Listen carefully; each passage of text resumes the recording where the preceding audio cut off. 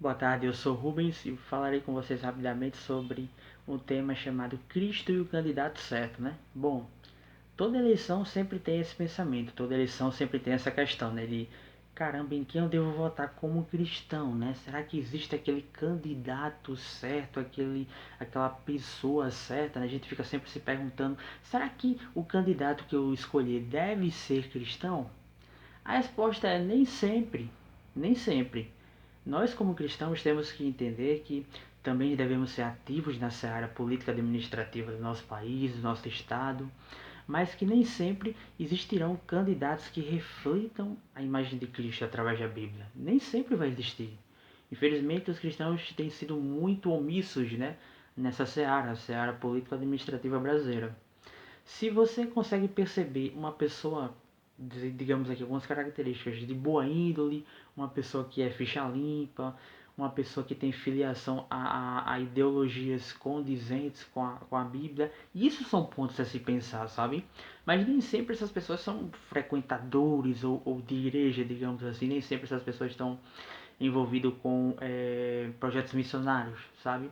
Às vezes existem pessoas, candidatos X ou Y, que nem igreja eles congregam, né? Essa é a realidade, mas que tem alguns pensamentos que fazem necessário a gente pensar, como por exemplo em relação à economia, em relação à educação, em relação à saúde, que em nada desses três pontos que eu citei eles venham a divergir das escrituras, sabe?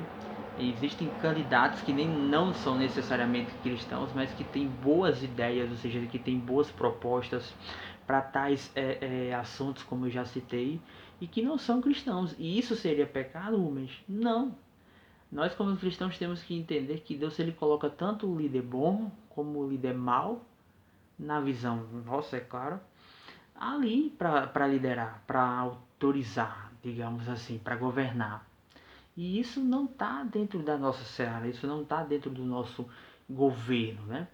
Nem sempre nós teremos bons candidatos cristãos. A gente às vezes vai ter bons candidatos que não estão nem aí, na verdade, para a ideia de Deus ou para a religião, mas isso não faz dele sequer um candidato ruim, entende?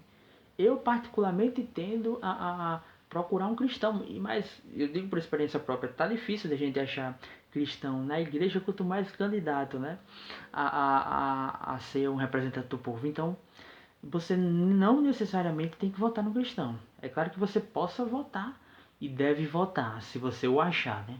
Mas tente sempre lembrar que o papel dele, sendo prefeito, sendo vereador, é fazer um bom papel como representante do povo. É saber levar pautas, saber levantar propostas, saber e ser honesto ali dentro. É ele conseguir desenvolver um bom trabalho em prol da cidade, do estado que ele atua.